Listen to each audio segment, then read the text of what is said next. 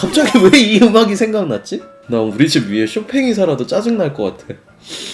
층간소음 복수촌 분노 1단계 이거구나. 그 코로나 확진된 아랫집 남성이 분비물을 묻혀. 와, 생화학 테러네. 와, 분노 3단계. 와, 선풍기에다가 패드를 매달아가지고 분노 4단계. 진짜 토르 오디슨이 됐네. 망치 나가네. 와, 대노. 와, 진짜 미친 거 아니냐? 저게 그 이육간 탄도미사일이래.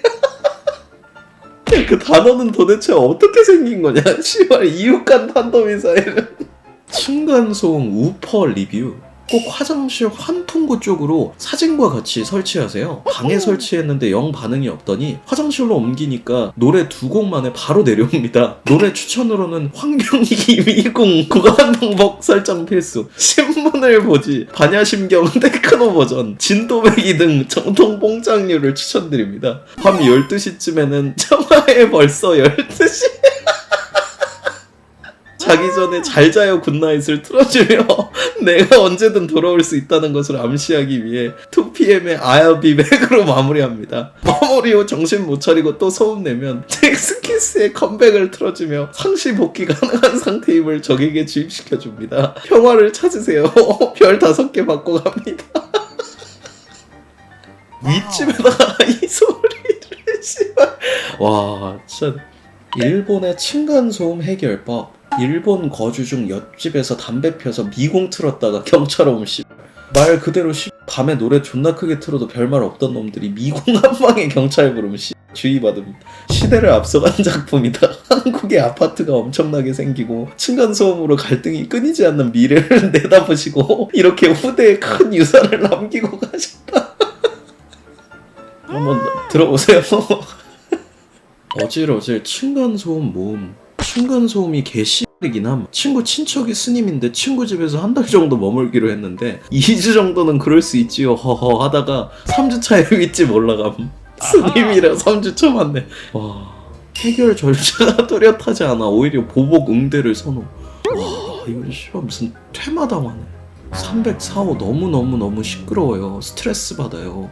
와, 돈 많은 게 좋긴 좋구나. 윗집에서 더럽게 시끄럽길래 따지러 갔더니 대뜸 식사하셨냐고 물어보더라. 그리고 지금 공사 중인데 좀 걸릴 것 같다고 식사 안 하셨으면 이걸로 식사하고 오시라고 5만원 쥐어주더라. 순식간에 짜증이 사라졌음.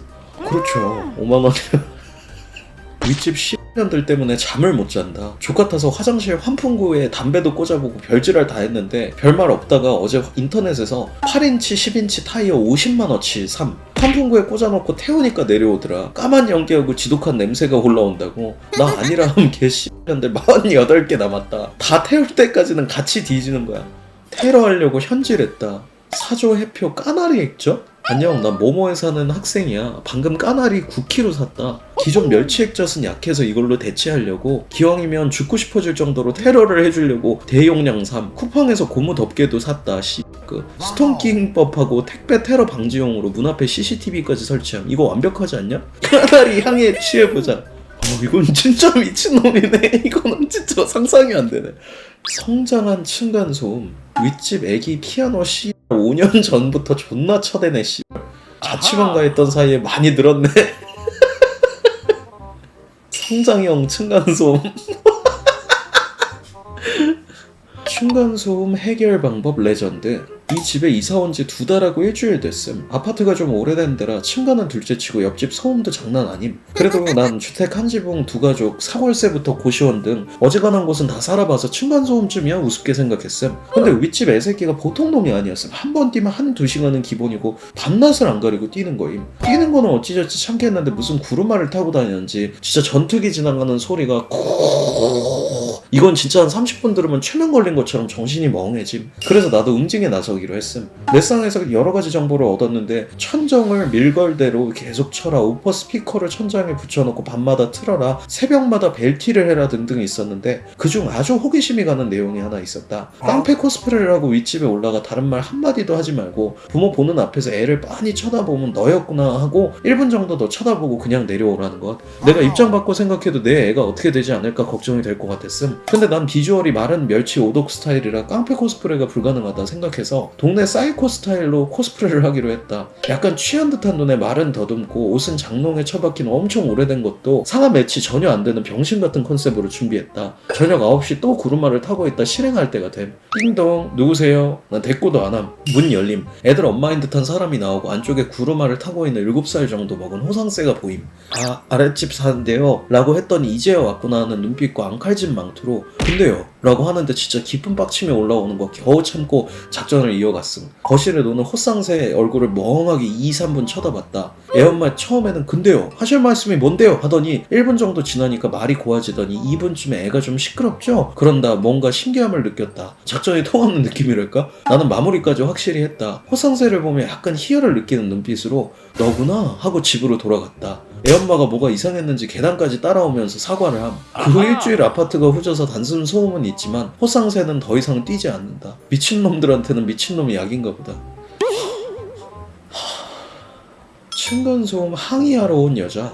내 후배는 원래 집에서 뭐 뛰거나 하지도 않고 혼자 살고 있어서 항상 조용하게 썼대. 3층에 있는 방. 근데 어느 날 2층에 새로 여자가 이사를 왔는데 그 다음날부터 이틀에 한 번씩 찾아와서 시끄럽게 하지 좀 말아달라 그러는 거야. 그래서 내 미안합니다 하다가 그게 하도 이어지니까 내 후배도 근데 나는 집에서 그렇게 콩콩거리지 않는다. 내가 아니다 하면서 몇 번 실갱이를 하기도 했었다나 봐. 근데 어느 날 새벽 2시 반인가 3시에 잠을 자고 있는데 또 그 여자가 문을 두드리더래. 또 지랄이야 해서 짜증이 막 치밀어 오르면서도 이 시간에 찾아올 정도면 진짜 어디선가 소리가 나서 그런 거겠지 하면서 그 여자가 느꼈을 소음 자체에 대해서 좀 안쓰러운 마음도 있고 해서 문을 열자마자 바로 고개 숙이면서 사과를 했대. 비몽사몽이긴 한데 정말 죄송하다고. 근데 여자가 한마디도 안 하고 무뚝뚝한 표정으로 내 후배를 뻔히 바라보고만 있더래. 그래서 정말 화가 많이 났나 보다 하고 정말 죄송합니다 하고 그냥 아무 변명 없이 사과를 했대. 그랬더니 여자가 그냥 아무 말 없이 뒤돌아서 계단 쪽으로 향하더라는 거야. 내려가는 여자 뒷모습 보고 후배는 잠이 확 달아나고 온몸에 소름이 돋았어. 그리고 다음날 날이 밝자마자 관리인한테 말을 해서 이사를 갔지. 멀리 떨어진 동네로. 그 여자가 집에 찾아왔을 때 잠에서 막 깨서 그런 것도 있고 복도 불 때문에 눈부셔서 그런 것도 있고 여자가 뒷짐을 지고 있어서 몰랐었대. 계단으로 향하자는 그 여자 손에 칼이 들려 있었다고 하더라. 진짜 세상에. 층간소음을 이해하기로 한 아랫집.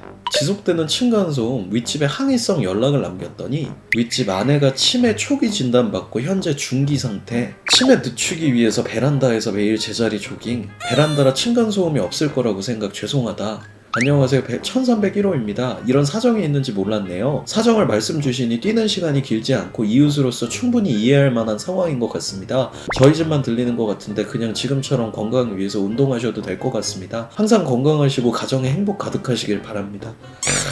따뜻하네. 정말 행복하셨으면 좋겠네요. 그렇지. 이렇게 좀 깔끔하게 끝나야지. 야마토를 어떻게 읽어야 하는지 몰라서 찾아본 일본인. 야마토를 야마토라고 읽는지 야마토라고 읽는지 궁금해서 알아보니까 대는 단순한 미칭이고 지를 야마토라고 한다고 해. 참고 스펠링이 DJANGO. D는 묵음이고 DJ 앙꼬래. 와 진짜 씨발. 누구든 토하게 만드는 자, 절대 토하지 않는 자. 이게 좀 뭐냐? 만취 승객들에게 가짜 토사물 뿌리고 1억 5천만 원 뜯은 택시기사. 1억 5천을 어떻게 뜯지? 피해자가 많구나. 160명. 상습 공갈 혐의로 구속 송치. 와 대박이다. 술에 취한 승객이 잠든 사이 택시에 토를 한 것처럼 꾸며 돈을 뜯어낸 기사가 경찰에 붙잡혔다. 죽, 콜라, 커피 등으로 미리 만들어준 가짜 토사물을 택시 안에 뿌려 합의금을 받는 방식으로 돈을 뜯어낸 혐의를 받는다. 만취 승객을 선별해 택시에 태웠으며 한적한 곳에 차를 세운 뒤 자신의 얼굴과 택시에 가짜 토사물을 뿌리고 돈을 요구한 것으로 조사됐다. A는 운전 중 폭행을 당했다며 운전자 폭행으로 처벌받으면 1,000만 원의 벌금을 받을 수 있다고 협박하면서 형사합의금, 세차 비용, 파손된 안경 구입비 명목으로 적게는 30만 원부터 많게는 600만 원 합의금을 받았다. A씨의 범행은 최근 한 승객이 운전자 폭행 혐의로 경찰 조사를 받으면서 꼬리를 잡혔다. 이 승객이 만취해도 절대 토하지 않는다며 억울함을 표하자 경찰이 국립과학연구원에 토사물을 감정 의뢰하면서 A씨의 범행을 확인한 것이다. 경찰은 이후 만취한 것처럼 A씨의 택시에 탑승한 뒤 범행 장면을 체중하고 경기 남양주시에서 현행범으로 체포했다. 절대 토하지 않는 자의 승리. 600만 원을 어떻게 뜯었지? 유명한 사람을 태웠나? 19년차 대학원생의 교수 살인 사건. 대학원만 19년 지도교수 때려 죽인 대학원생. 교수를 망치로 잔인하게 살해하고도 정당방위를 주장한 명문대 대학원생이 있다. 스탠퍼드대에서 수학을 전공했던 시어도어 스트렐레스키 이야기다. 스트렐레스키는 1959년 22살 때 스탠퍼드대 석사과정에 입학했다. 하지만 3년 석사과정을 마친 후 무려 16년간 박사학위를 받을 수 없었다. 42세가 되도록 학비와 생활비를 벌기 위해 아르바이트를 전전해야 했다. 장학금을 신청했지만 지도교수이자 학과장이던 카렐 드 레우 교수는 거절했다. 스트렐레스키는 드 레우 교수가 사람들 앞에서 자신을 만년 학교만 다니는 스쿨보이라 부르며 조롱했다고 주장했다. 설상가상으로 아내와 이혼까지 하게 됐다. 스트렐레스키 지인들은 그가 스탠퍼드대에서 19년이라는 시간을 의미 없이 보내며 점점 다른 사람이 되어갔다고 평했다. 스트렐레스키는 1978년 8월 18일 르 레우 교수를 망치로 살해하고 12시간 뒤 자수했다. 그는 스탠퍼드대가 대학원생들을 학대해왔다고 주장했다. 그는 자신의 범행이 합리적 행위라며 무죄를 주장했으나 결국 심신미약이 적용돼 8년을 선고받았다. 복역 중 살인을 후회하는 것처럼 보일 것이라며 정신과 치료를 거부하기도 했다.